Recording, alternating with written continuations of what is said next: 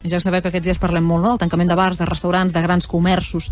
El que no hem explicat, o el que potser molts no pensem, és com pot afectar allò tan comú d'entrar entrar a un local, fer un cafè, aigua, aprofitar per anar al lavabo, i això és important, Anna, per un col·lectiu de persones. Clar, és que pot semblar un petit contratemps, seria pel Joan, per tu, per mi, però és un gran i gran problema pels pacients de malaltia de Crohn, colitis ulcerosa o d'incontinència urinària. Estem parlant de 35.000 persones afectades que des de fa 7 anys compten amb el projecte No puc esperar, que els permet entrar als serveis de 5.000 establiments mostrant una targeta.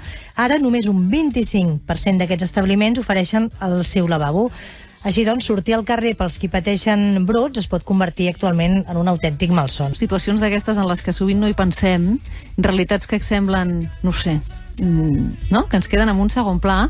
I, Brigitte Vasallo, què tal? Molt bona tarda. Bona tarda. Que en canvi són realitats a les que fa falta mirar, i fa falta pensar també en aquells, encara que siguin col·lectius més petits, que puguin veure's afectats per la situació actual, no? Totalment, el tema dels lavabos públics és, bueno, temazo, l'agafis per on l'agafis, realment. Sí, total.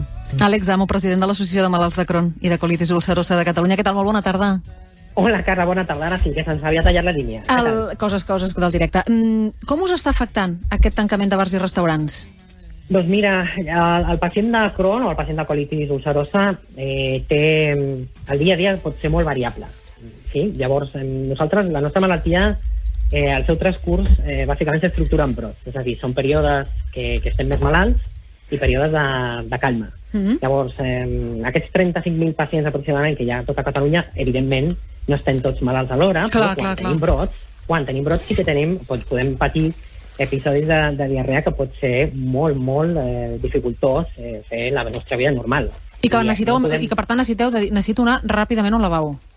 Clar, per nosaltres no és una cosa que puguem aguantar com fa una persona, diguem-ne, de normal, no? Que, mira, estàs fent una mica de caca, ja et pots esperar, dones una volta, te'n tornes cap a casa i tens temps perquè tens marge, perquè el teu cos t'aguanta. Però clar, quan estem parlant d'una malaltia que et genera una incontinència, pot ser una malaltia de Crohn, una colitis ulcerosa, una lesió també amb els esfínters per gent que ha donat a llum a un bebè, qualsevol cosa d'aquest tipus. Clar, la situació canvia molt, perquè ja és una urgència, ja és una cosa que pot ser molt humiliant, perquè el risc de fer-s'ho a sobre és una cosa que t'està, diguem-ne, amargant, i que per culpa d'això el teu cercle, el teu radi d'influència, la quantitat de metres que et veus capaç d'allunyar-te de casa teva, està dràsticament retallada. I clar, i què us diuen la gent de l'associació, els pacients d'aquestes malalties, què us diuen? Que s'estan quedant més a casa? Com ho porten?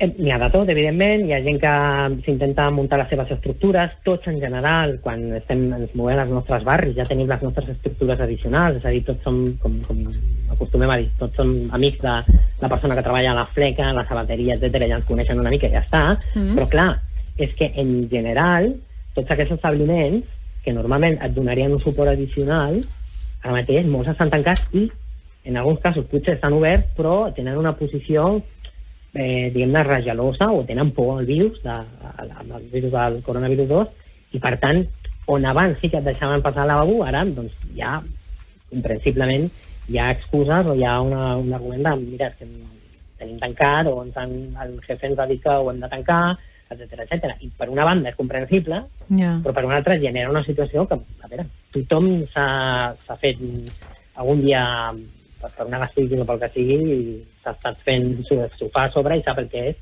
i es passa malament. No cal que ho expliquem, perquè tots, en algun moment de la nostra vida, hem estat malalts d'alguna cosa no gastritis i sabem el que és tenir una diarrea, no? Doncs és això multiplicat, perquè és una cosa constant, i ara, amb el tancament dels establiments, ens costa moltíssim més. No només a nosaltres, sinó també als camioners, a la carretera, taxistes, qualsevol cosa que se t'acudisca que sigui gent que bàsicament està molt de temps fora de casa. Doncs serveixin també aquests minuts això, per pensar en aquestes coses que potser de vegades no hi pensem quan patim el problema, no? I que està bé que tots plegats en siguem conscients. Àlex, abraçada, gràcies per haver-nos acompanyat aquests minutets al balcó. Moltes gràcies a vosaltres, una abraçada. Tu deies això, els lavabos són temazo en general, no sé en què pensaves, Brigitte. Pensava també en el cos, no? En el tema de que el cos hi ha totes aquestes vergonyes i aquests tabús i aquesta cosa al voltant del cos. Pensava també en la menstruació, no? Que tampoc no te la pots aguantar, saps que et baixa la regla i on et fiques i totes aquestes coses. Otra vida llamaganta. Que no. Exacte, la vergonya de si et taques per la regla. Mira, xica, també et pots tacar amb un cafè i no és una vergonya, doncs nosaltres ens taquem amb la regla i tampoc no passa res, però hi ha tota aquesta cosa al voltant del cos que és molt, molt complicada, i a més al carrer, quan no està com organitzat de manera comunitària, sinó que està organitzada sobre supòsits, no? Que l'ésser humà és no sé què, és un espai totalment hostil, clarament.